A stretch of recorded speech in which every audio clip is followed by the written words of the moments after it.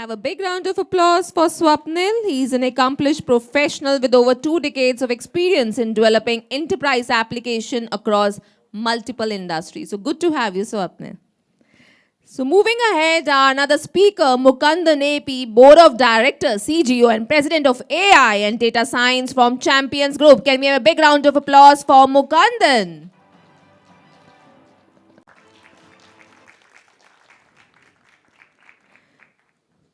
Mukundan is a board director and president, data science and AI at Champions Group with 20 years plus of experience building AI data and cloud-driven platforms. So good to have you, Mukundan. So moving forward, our third speaker, Dr. Ashish Chandra, Global Head of AI, Gen AI Leader from KPMG. Can we have a big round of applause for Dr. Ashish? Dr. Ashish is a global CAIO and CTO caliber executive recognized for building and scaling enterprise-grade AI platforms across regulated multi-country environments. So good to have you, Dr. Ashish. Moving to the next one, our speaker, Brian Ho, co-founder and marketing director with Horatos.ai. Can we have a big round of applause for Brian and have him on the stage? So he's a co-founder and marketing director at Horatos, an AI native growth agency helping brands get found in generative search, having 8 years of experience across SEO, GEO, and growth marketing. Good to have you, Brian. Our next speaker coming up, Dr. Tushar Kamble, Data and AI Leader from Sonoma. Can we have a big round of applause for Dr. Tushar?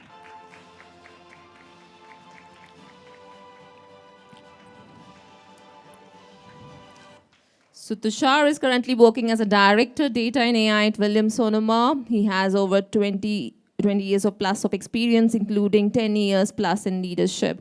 So good to have you, Dr. Tushar. Moving next, we have Shezadi Ramin Arshad, lecturer from New Uzbekistan University. Can we have a big round of applause for Shezadi?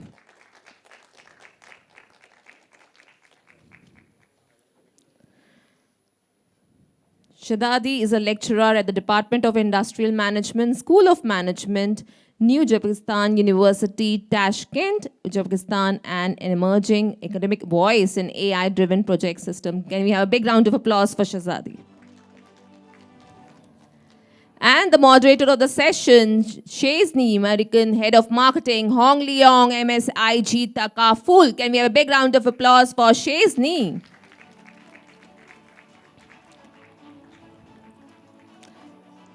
So Sheznie is a strategic business leader turned entrepreneur with a strong foundation in corporate marketing, partnership, and brand development.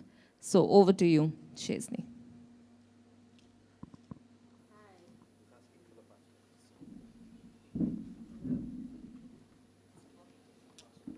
Hello. I know it's been a long day for everyone, and I hope it's going to be a good session because I think we are the largest panelists today. It's not the last one. But I'm glad to know that every one of us, we are from different generations, ranging from, I'm the oldest. So, and it'll be good because we're going to learn some good insights about our panel session today. So thank you so much for joining us. Go ahead and take your coffee if you need coffee to keep you awake. But the one question I want to ask everyone here today, I'm pretty sure you're just like me.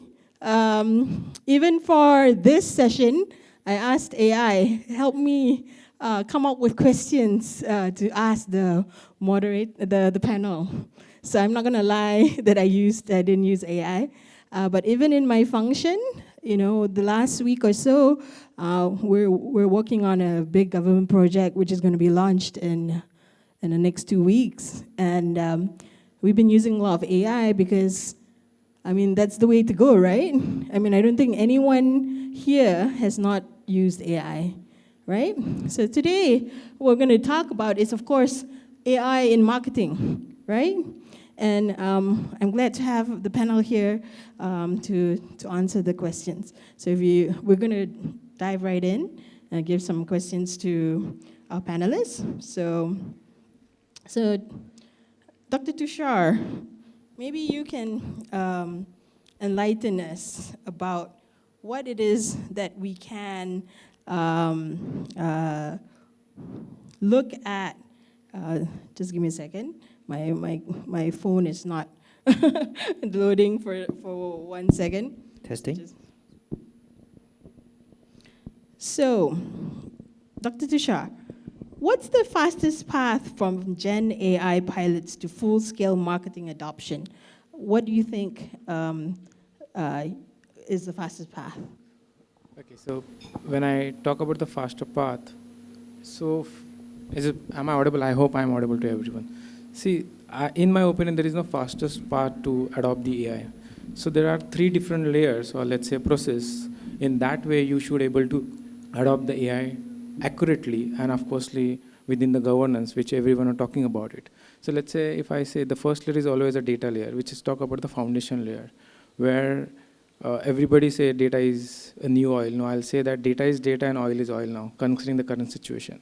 So in data layer, we usually provide the reliable data source to the AI model. AI system should able to understand that, governs it the way business questions is required. And that's the important point for everyone.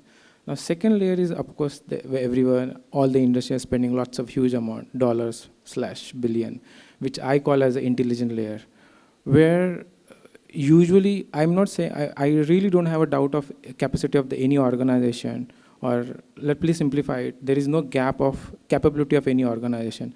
All the organization has that resources or assets which can able to build the appropriate models, perhaps machine learning model, deep learning model, LLMs, agents, racks, all kind of capacity they do have.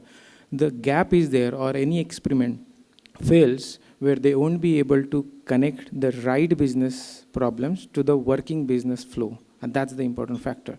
So let's say where people can able to build this model, it's all important to how they are creating the architecture at the correct level. Now, third important layer is a feedback layer, which I usually call as, where all experiments fails, or let's say people are struggle a lot. So in third layer, usually we have to govern the entire architecture. Let's say, I'll say, it cannot be rule driven. It should be a self,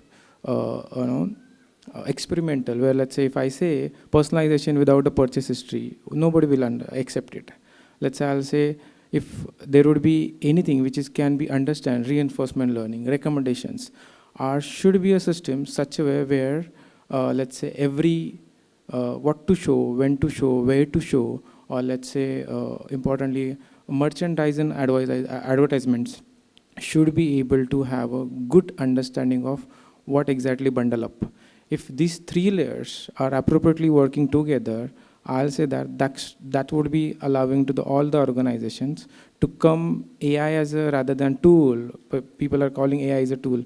In my opinion, AI is not a tool. AI is actually a growth engine if you're able to architect and deploy it as per the business problem statements and connect it to your business expectations. In terms, let's say, for example, I'm just giving a hypothetical example, don't judge me on that. Because I am one of the premium brand from the US. It's a furniture and let's say kitchenry brand where we usually say prime products. Well, let's say by mistaken, if I clicked on some product and tomorrow you're giving me all the recommendations around that product, it's actually losing my customers. And let's say, for example, if I'm buying sofa, which is a 20,000 USD today, and that is not a plan that every year, every month I'm going to buy that. It's all about that how hyper personally you will able to understand the persona of the end user.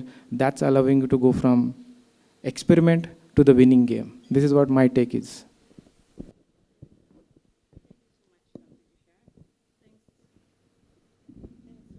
Dr. Tushar, can you hear me? Thanks so much, Dr. Tushar. I think that's a very good insight.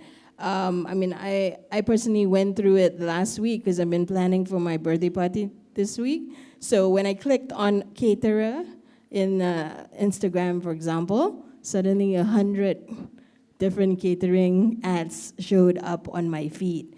So again, it's you're right.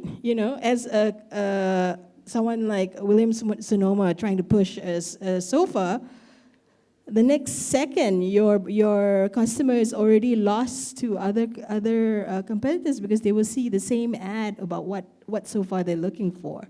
So again, so maybe Brian, if you think about it, if AI is now the audience too, how should we rethink our creative strategy? How do we now position our ads? How do we now position it so that customers are given that personalized experience? So your question is about rethink the marketing creativity in the age of AI. I'm just thinking how to give the answer in a way that everyone can understand. Because I'm not a technical guy, so I just try to explain in the simplest way. So based on my experience, when I working with clients in Singapore, I work with Dior Singapore, Canon Singapore, Nippon Paint Singapore, and clients in the United States as well, and clients in Vietnam as well. Okay, back to everyone, and anyone here remember the year that Steve Jobs bring the first iPhone? Is 2006, right? Correct. And at that time, Nokia was still the largest. Java-based OS. But today, Nokia completely gone, and Apple becomes the nearly 4,000 billion company, right? And what I mean here is, no one at that time was ever thought about this scenario, right? Because when Steve first introduced the iPhone, it completely changed the whole industry. Why? Because the user behavior was changing after that, right? And at that time, we also saw a lot of new startups, which were Uber, which were Grab, which were Airbnb, and now they become the giants, the leader, the market leader, right? That's true. I mean, again, as more companies are aware with how we need to, so even as head of marketing at Ong Leong, we're always trying to decide, is this going to make them buy or subscribe to our product? And we have 19 Takaful operators out there that are competing within the same space. So, I mean, again, how do you make sure your ad is going to stand out with using AI? So AI, again, as I said, it's very generic. It's going to pull based on the data it has and what it learns. But it's basically, what can we do to make sure it's creative? Yeah, and what I mean here by giving this example is, we are now at the phase of AI, exactly like what we are in the phase when mobile phone was first introduced, right? And if you notice that the annual recurring revenue of Canva, right? Everyone here is in Canva, right? Canva. In 2025 was nearly $4 billion US dollar, which is enormous, right? And if you are in the AI industry, you also see that Google, then they introduced the Nano, the agentic image generation model. Then we have Midjourney, right? So all of us was worried about for Canva. But in the end, Canva took the advantage of LLM of AI to increase their revenue. By how? You know how? How? They took advantage of ChatGPT. They create the custom GPTs. They also create the Canva app in the ChatGPT. So basically, they leverage the power of AI in their marketing campaigns. Yeah, and even in Canva, there's an AI option. So I mean, as a graphic designer, I would be worried about your job because, now we have AI that can replace it in 2 seconds. A graphic designer would probably take 2 hours to do a graphic. Now, ChatGPT and Claude, whatever AI tool, takes only 2 seconds to do it. And if everyone here used Gemini Live Mode with AI, with camera on, so basically, for example, I don't know how to install this machine. I can just simply turn on the camera mode on Gemini, ask Gemini to show me how to install, right? So basically, all the user behavior is affected by the AI evolution, right? That's true. And let's see what the other panelists have in regards to this. Yeah. And I think Swapnil, maybe beyond the clicks, Yes. how do we prove real business impact of AI-generated content? Hello. Yeah. AI-generated content, right? So now, see, if you look at the history, right? Now, we're talking about generative AI in last couple of years. But if you look at the history, we were more focused on creating, let's say, creative. And you would probably talk about creating like, say, 5 creatives in a month, 10 creatives in a month. But that question has gone away, right? Because your generative AI can create hundreds of content. And those are of much more higher quality than what you already have. So the world is not talking about, or as an objective of your company, it's not about number of creatives, or it's not about what is the reach of the creative, how many clicks. I think in the previous discussion, people talked about how many clicks we had. So those are definitely not the metric that we look at these days. Where things are going is treating this as a marketing as a main business function, not as a support function. So how much business impact is getting created, right? That's the whole focus. So if I create hundreds of creatives, and so more than that, I'm more worried about what is the revenue that these creatives are generating. Okay, what is my return on marketing investment? You treat marketing as now a main function, which is actually impacting your top line and bottom line. Number of revenue that we are getting per person or per employee. So things have gone, and generative AI has brought in different context to the game altogether, different views. And it's not a technology which has led to, let's say, optimization of your work. It has led to the complete overall of the entire system. So definitely there is a lot more focus on your top line. And when we look at the cost, right, we also try to understand like what is the total revenue that entire creatives is generating, not just about number of creatives, number of reach. Okay, you spoke about catering example, right? And so I would like to wish you, happy birthday in advance, and just 1 week away from today. But idea is that not that you got 100 caterers list. Who do you choose, right? As a caterer, it's easy to reach out to you in terms of platforms that you're using. But let's say if I'm a caterer, how do I make sure that you choose me for your service? So ultimately, it's not how many ads or how many people have seen my ad. What have I done to get your interest? Why would you, I'm sure you would not call 100. Probably you'll talk to 5, 10 of them. What is those 5 things, and what did those 5, 10 companies did so that they caught your attention? Right? So again, so it's not just about creating 1, 2 content, but how do my customer reach out to me, right? This should translate into business. This should translate into some kind of cash, some kind of dollars. I think that's where the world is going. That's true. That's true.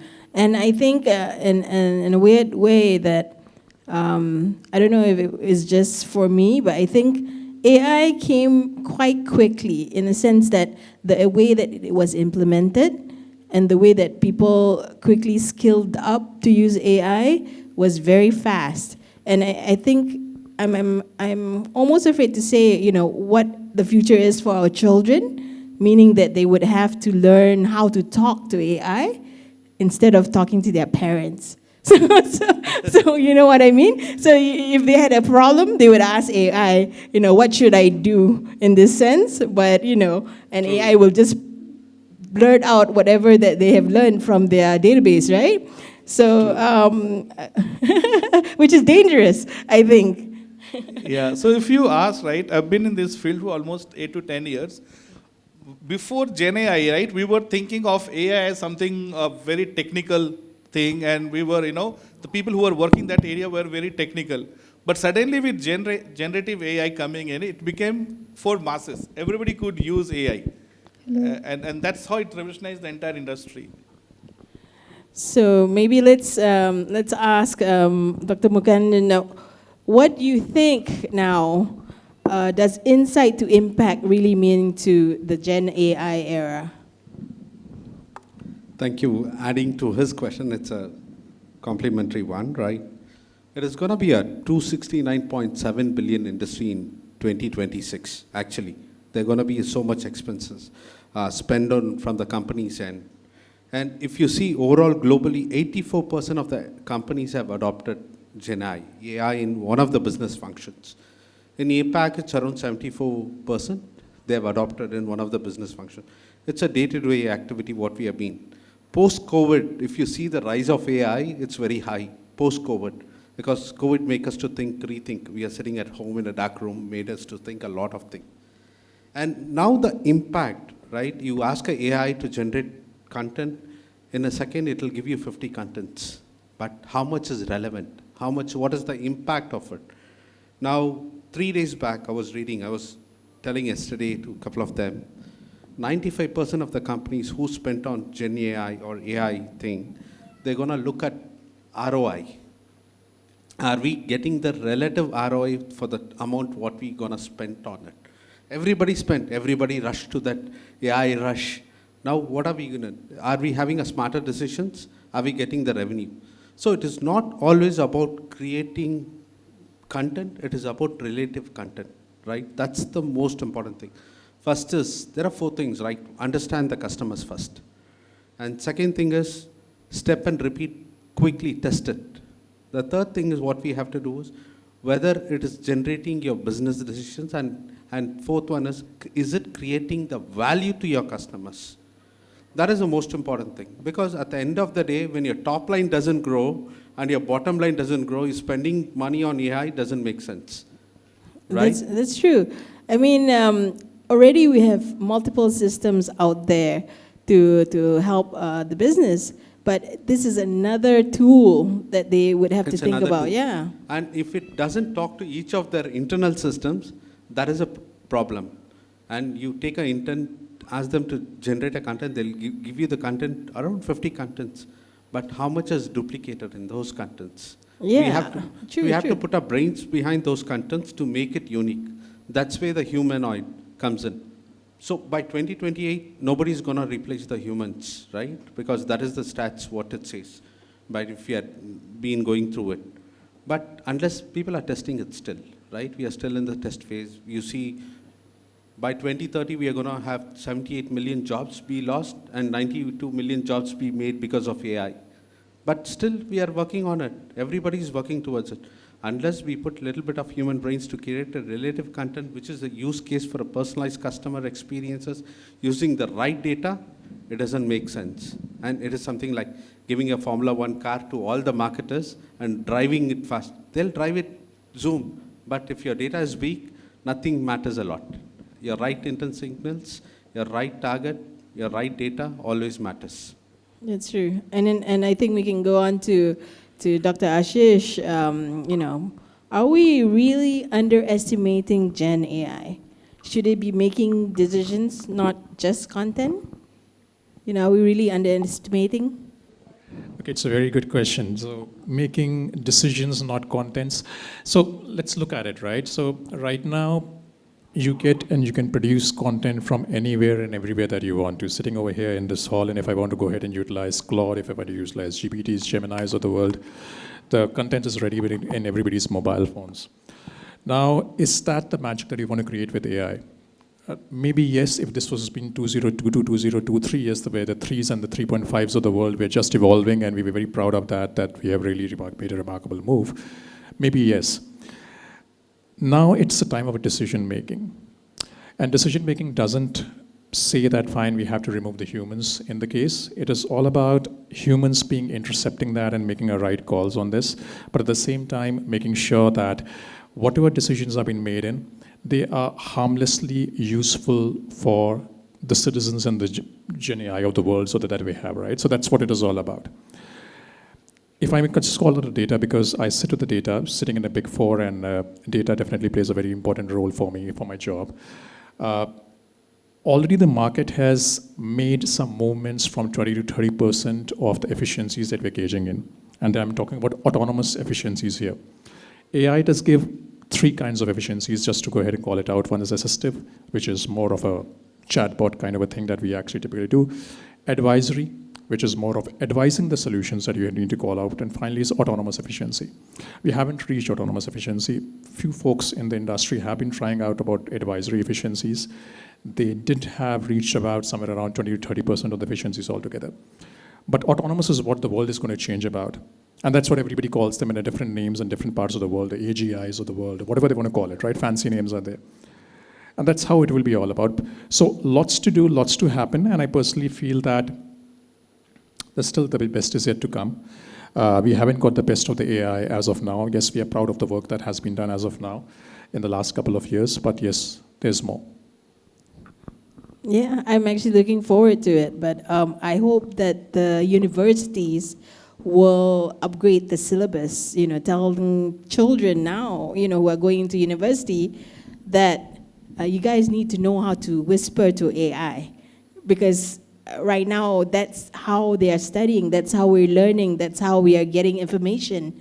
And I think the question to Shazadi, being a lecturer, how do we now balance AI efficiency with human authenticity? What do you teach your students?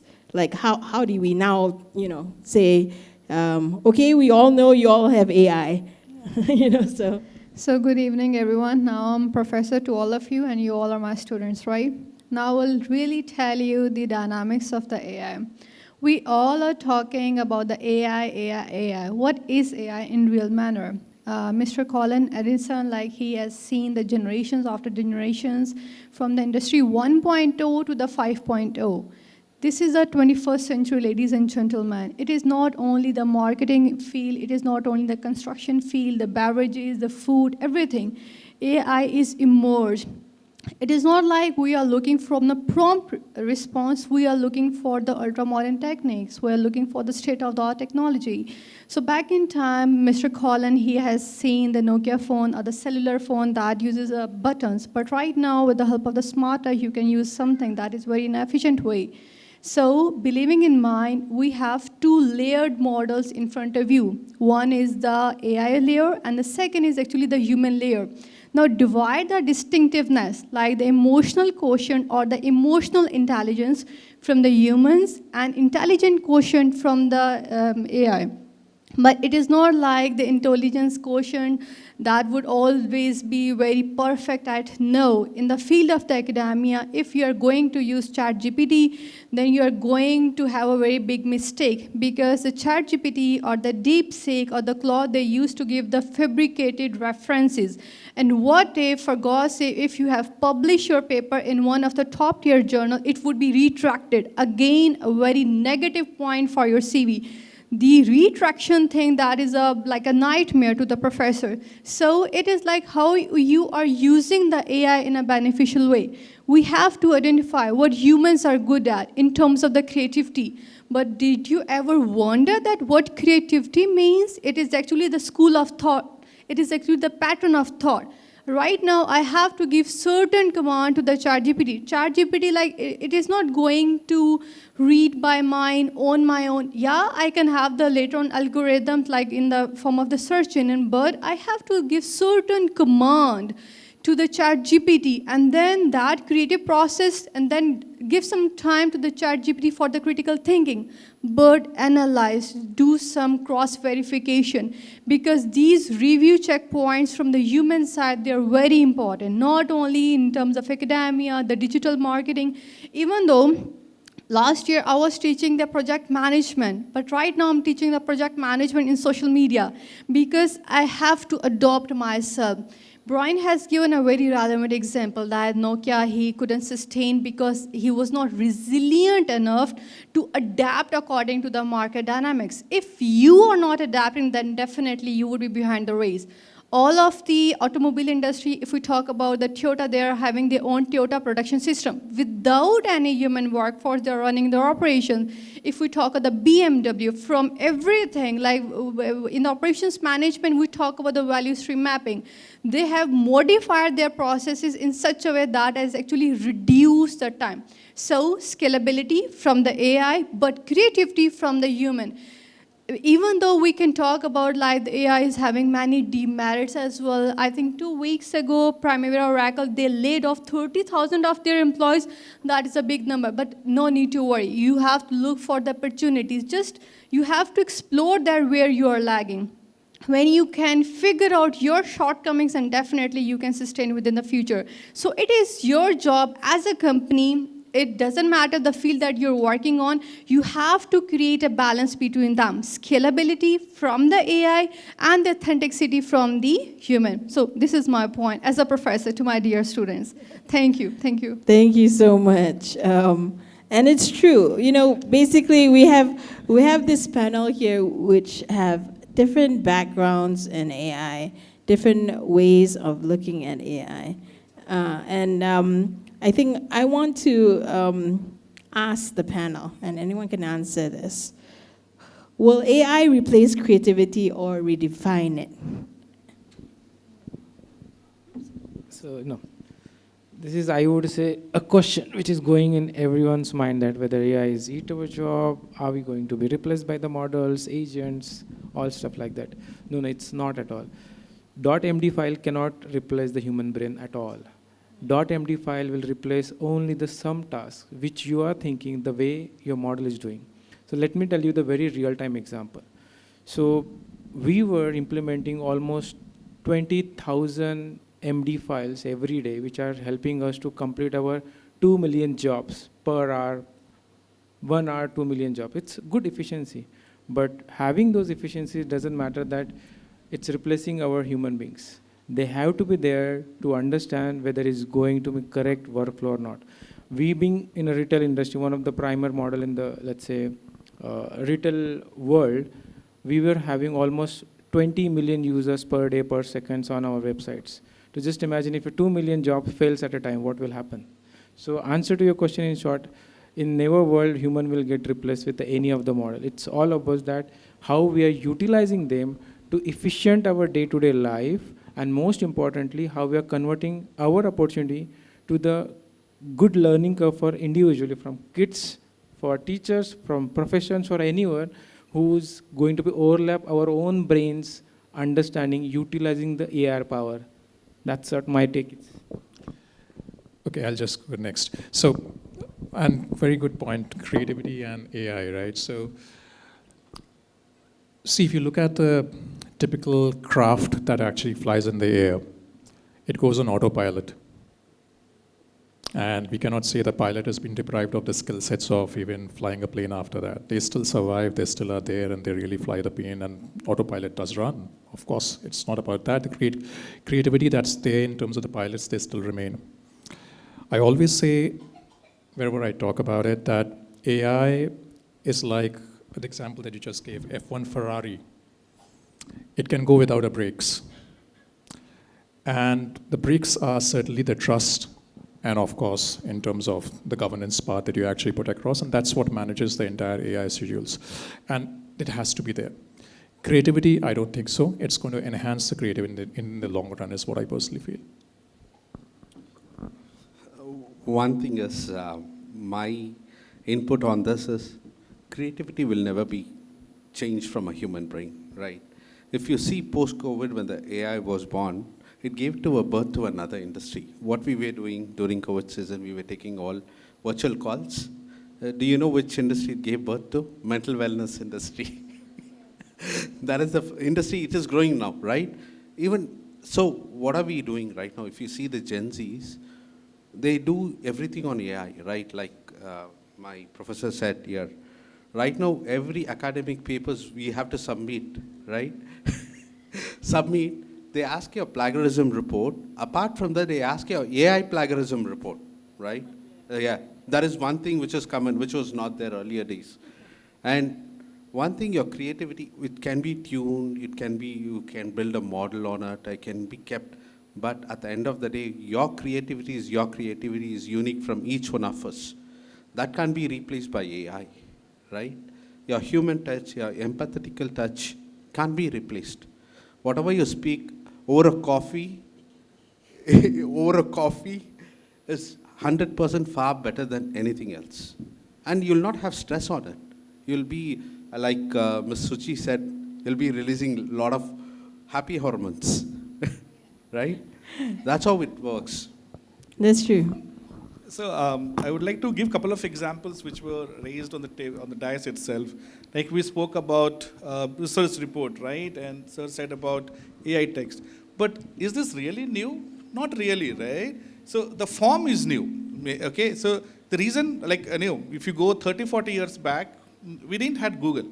People still had to do research, go to different libraries, read books, do that. When Google came, that's when the plagiarism thing came into picture, right?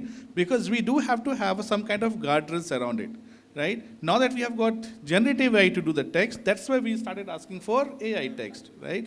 But even for research paper, you have a reviewers.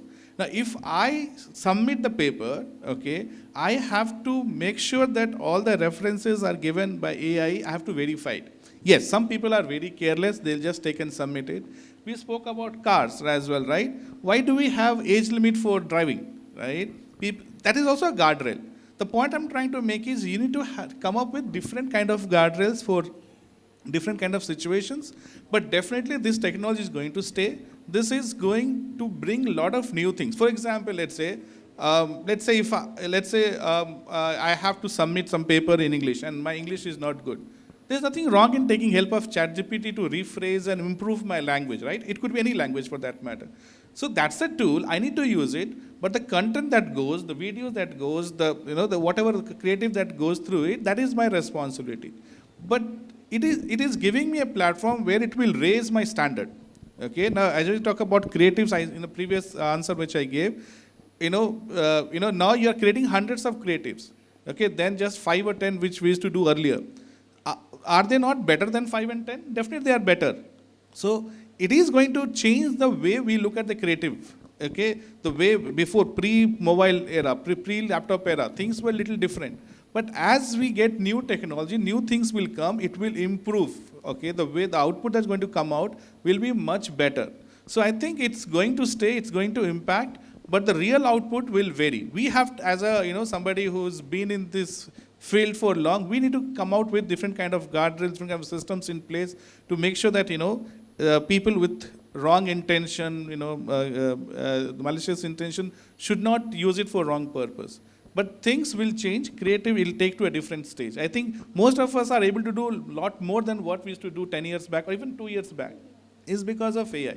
So it is going to stay, I guess. That's true. Can I add my point? Sure. Yes, I have some different perspective. Because I believe AI will have chance, a certain percentage to replace the creativity. Because the more I use AI, the less intelligent I become, and the more intelligent AI become. And That's true. again, it depends on how you define what is creativity. Because clearly nowadays, right, almost all of us use AI for brainstorming, even to ask AI to give you the ideas. So it's not about you thinking anymore. You are asking AI to think for you. So in that situation, your creativity is reducing, right? Actually, he belongs to Gen Z, that's why he's saying this. He's 98 born. That's true. Okay, I mean, based on every panelist's answer, it's true. I mean, we hope that AI doesn't replace creativity. Nowhere. And but the scary thing is that how much information they know about you. See, for example, I just asked my ChatGPT, should I, based on my cardiologist report, I just screenshot my blood test, and I asked my ChatGPT, so what do you think? What should I go for? Because I was recommended a surgery by one of the surgeons, and I was like asking ChatGPT, should I go for this surgery? And guess what? It answered better than what my surgeon answered. Just see. It even tell you what kind of surgery you should go for and when you should do it. So that's how AI is going to change your lifestyle, how you do things. Because now AI is like your best friend. Exactly. You tell them, I think they probably have no more than your husband or your spouse because you're talking to it every day, right? So again, just be a bit more mindful what you type into AI because, there's actually a disclosure where it says, please agree that we will keep all your chats in AI. So before we close off, let's have another round of answers of what you think AI is going to go in the next couple of years. What do you think it will evolve to? I want to add to your point, right? AI is there to help you to do smart work than hard work, right? The pages of research. Another thing is, it cannot replace your human brain, but it can help you. Whatever prompts you give it, it is going to give you based on that, actually, right? Another one is, there was a governance law which was supposed to come, AI and cybersecurity law, which was done by GDPR, which was supposed to be released on August 2nd. Done. It is halted. Actually, they've done the paperwork. It is going to come. After that, if you see that any of the models what we are going to use, whether it is a privacy consent or not, we should be careful. We are going to take a step back from it. You see another, by 2029, it's a quantum and neural networks which is going to, the industry going to take place. It's going to be growing very faster right now. Neural networks and quantum industry is going to take place. That is going to, but AI will be there, but that will take precedence. So technology changes as long as when we do a proper prompt, take the privacy consent. When GDPR falls in 2018, when they put a data privacy law, we lost a lot of businesses from the marketers in Europe, right? The same law is going to be adopted when they come with a new AI and cybersecurity law, right? It will be here this year, probably. It was supposed to be released on August 2nd, 2025. It is stalled right now. We are waiting for it, what to do, what not to do. Okay, I would second with the professor. Actually, the main thing is we have to create a balance. So firstly, if we talk about like any of the topic, we talk about the advantages and disadvantages. And we have to make a comparison. Even though in 2021, Elon Musk, they have halted all of the operation because one of the robot attacked their own employees. So we have to figure it out, what we are good at technology, at equipment, in the human capability, in the human workforce, intelligence, everything on board.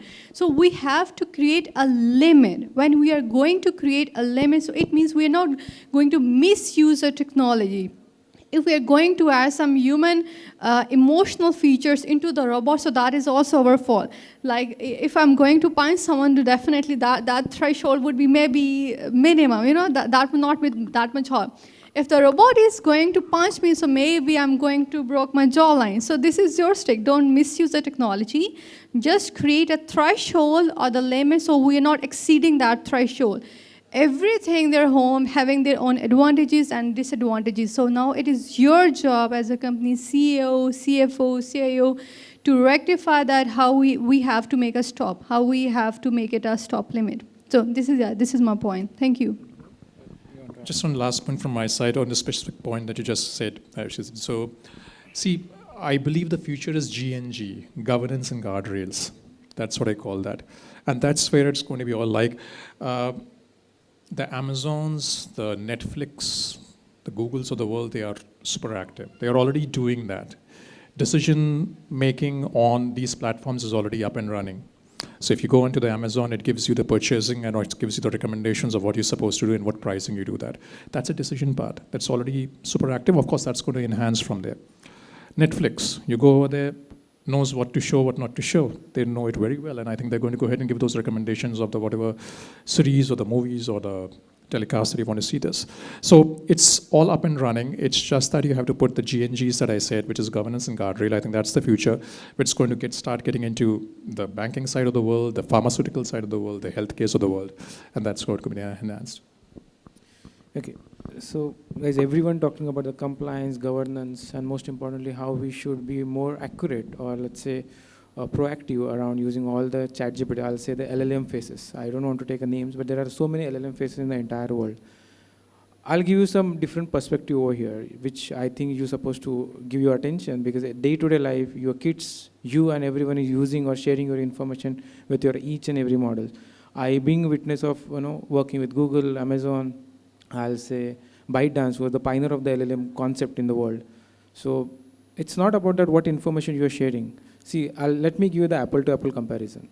So when you go to any websites, whatever, let's say platforms, Netflix, or say, those are recommendations. They follow some rules, some algorithmic approach to understand your preference.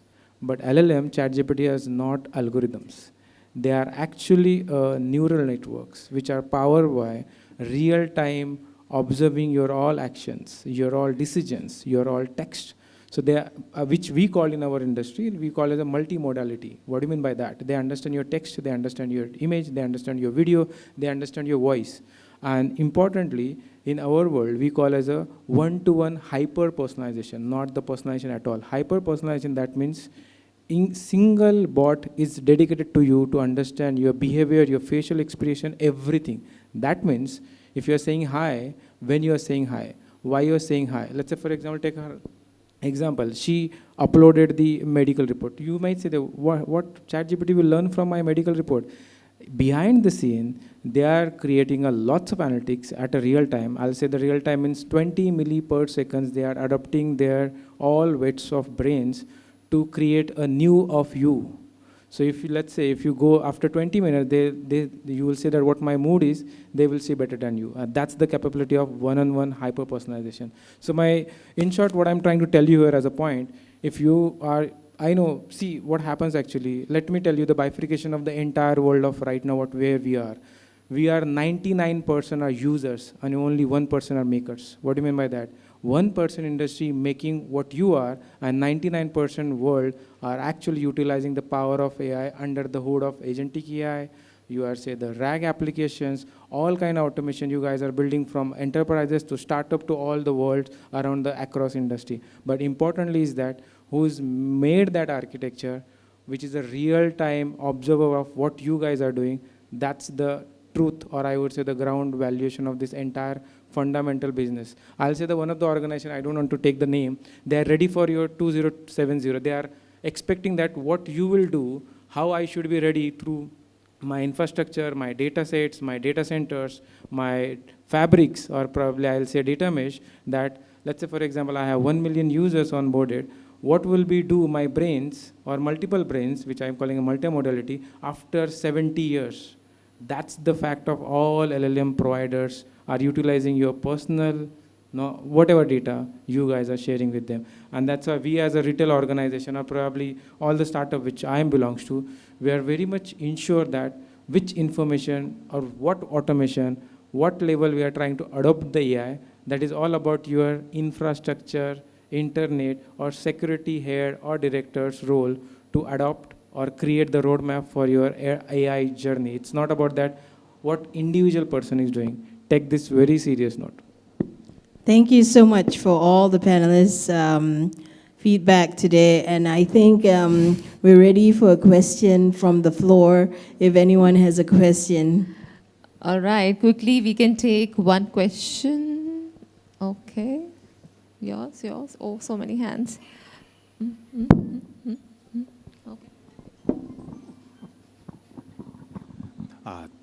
Can you, thank you guys. That was a very insightful and a very interesting panel discussion.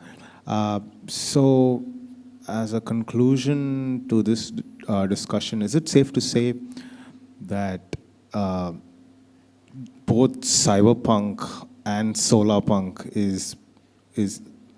it depends on how we as a species have to evolve and are going to treat the technology? So by that I mean if it's going to be an apocalyptic world or if it's going to be a utopia, it depends on us individually and as a species together as well, right? Like, that's my question. Like, If I understood correctly, you are comparing ourselves with a different species. Let's consider, okay, not change. I'll just change the perception of where he's coming from. He's just comparing human being with a different structure of networks. Indirectly, what we have inside the brain, we have neurons, all different structure which are able to replace or learn on daily basis. What you have 5 senses. So I'll just compare the way biologically you would like to, let's say, compare the AI models. So whenever any model we prepared in the world, we try to have 5 different subjects. One is physics, chemistry, maths, then biology, and then economics, then all the text which we call as a natural language understanding. That's absolutely fine. But if you compare with the species, I don't think so that we are right now ready with that framework where any neural network or let's say LLM implementations, why LLM? Which is just a large network with a back of all the data centers are real time, which can able to compute at a high level where we have a seconds in the computation. But the way we let's say if you close our eyes and if I consider myself, I'm at home, I can fraction of a second, I can go there. That's the power of my own neurons. But over there, if you would like to go, rather than let's say quantum energies or anything which can power up the understanding of the neural network, we are so far from that. But yes, definitely few organizations are working on that species to comparative create those network, but we are not away from it. No. Actually, my question was, there's a lot of fear around AI, apocalypse also happening. There's a lot of fear around AI apocalypse happening, and then there's a lot of, and then there's the enterprise or the AI companies that have maybe a utopian or a capitalistic outlook on these particular things. My question is it an individual and as a species, do we dictate the outcome of how AI will help us or destroy us, right? Like, because AI can be used to help solve problems, and it's something similar to the mind, right? Like, if the mind is, there's a good saying which is, the mind is a bad master but a good slave. And I think AI can also be that, but it also is a reflection of us as human beings. So my conclusion from this panel is that we should all work together to make sure that AI helps us to reach a better world than to our demise. Okay, I got your question. So it is not the output problem, it is actually the input problem. You have to clarify that, because they only do the amplification that what you are giving. So the problem lies in the input. Whatever the command, the data, the task that you are going to give, you are going to get the response from that according to the input that you are giving. So please don't rely on the output, just rely on the input that you are trying to give. Whatever you're looking for, you have to just give the command and the task and just rely on the communications. Thank you. So this is my point. Just one last point added to that. This is a great question, and I think needs much more time than, of course, this forum, and we should really connect about it. It's a human anatomy plus technology question. So what you're trying to put across, Maslow's theory was one, right? So what you have a need, and then you put across. AI came as a need. It was a bare minimum need that you have, that you want to generate the efficiencies out of it. You want to finish off some work which was supposed to be done by days and days, months and months, with prone errors altogether. Banking industry, those who were the part of it, false negatives and all were there. There's a huge back office teams kept out of Philippines, kept out of Malaysia, India, and they were just trying to solve so many problems. Now they have been cutting down. And this is what those reductions are being there. And I would say, yes, positive reductions or negative reductions, that's a different thing. But just to the point to what you asked, I think it's a human has to really take a very skeptical and personalized call as to where the AI is rightly being utilized for. Now, you can really go ahead and just start using AI on everything and anything, and this is what I always avoid. LLMs are not the part of the world that can solve world hunger problems or COVID vaccines and all that. Of course, there are better things to solve them. But at the same time, you need to make sure that judiciously, if I need to really take this AI solutioning here, how much percentage is going to be responsive on that and what it can do? And that's a human behavior that has to count in. And that's what I say Maslow's theory, right? That's what comes in, the need part. I mean, there's more to it, but yeah, any of you might want to. This is a huge and big subject. We'll take it offline and definitely will help you to There, Thank you we so can much talk for about yeah. it. Right, a lot of discussions on this. There is a positive side and negative side also in this.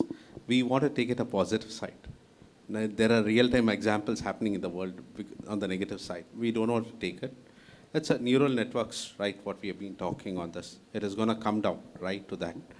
Right, we can have a one-to-one discussion, or you can have a panelist. We can discuss over a coffee. Help you out. Sure.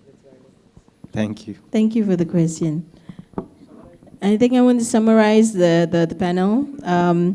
We've got different views of how AI in marketing, and now I will go back to my office and tell my executives that they need to be aware of how they're using AI, especially at work. And it's true, it's not accurate. I mean, a lot of the ads the creatives that were created through AI, it is not accurate because it's too generic. And it's not, and a lot of the things that we discussed today, I think part of it is how can we humanize AI?